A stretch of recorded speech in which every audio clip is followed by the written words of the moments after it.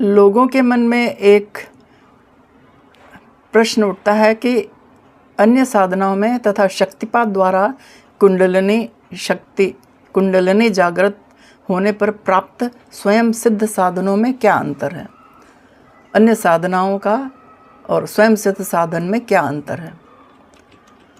तो गुरुदेव इसका उत्तर देते हैं कि अन्य साधनाओं में तथा शक्तिपात द्वारा कुंडलिनी जागृत होने पर प्राप्त स्वयं सिद्ध साधनों में यह अंतर होता है कि पूजा पाठ, जप तप, कथा कीर्तन, पठन पाठन तथा उपासना व हठ योग के आसन प्राणायाम आदि सभी में कर्तृत्वाभिमान बना रहता है।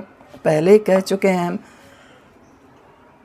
स्वयं करना पड़ता है ना, कर्तृत्वाभिमान बना रहता है। किंतु शक्तिपात द्वारा कुंडलिनी शक्ति जागृत होने के उपरांत साधना स्वयं सिद्ध हो जाती है, अर्थात कर्तृत्वाभिमान के स्थान पर दृष्टा भाव उदित हो जाता है और कर्म के स्थान पर क्रियाएं प्रारंभ हो जाती हैं।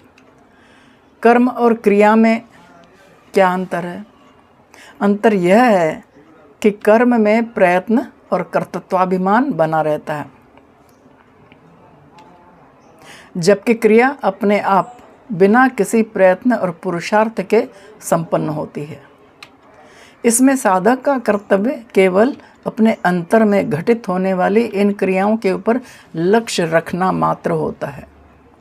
ये क्रियाएं शक्ति जागृत होने के उपरांत चित्त में संचित संस्कारों के आधार पर होती हैं। उसके मन में दृष्टा भाव विकसित होता जाता है। इस दृष्टा भाव की उपलब्धि साधक की एक महान संपन्नता है, क्योंकि अनुभव के स्तर पर उसे अपने शरीर से भिन्न एवं मन से स्वतंत्र क्रिया शक्ति की क्रियाओं का घटित होना आरंभ हो जाता है, उसे अनुभव होता है। यह दृष्टा भाव पूजा पाठ, जप तप, शास्त्रों का पठन पाठन आदि से प्राप्त करना आसान नहीं है।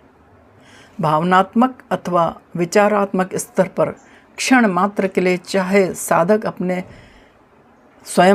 अपने में दृष्टा भाव का उदय कर ले, किंतु उसमें स्थायित्व तो शक्ति के अंतर्मुखी जागृत एवं क्रियाशील होने व अनुभवों के प्राप्त होने पर ही आता है। वास्तव में इन सभी साधनाओं उपासनाओं का फल शक्ति की जागृति ही है। अतः शक्ति जागृति के उपरांत प्राप्त स्वयं सिद्ध साधन इन साधनाओं उपासनाओं की अपेक्षा उच्च स्तर का है।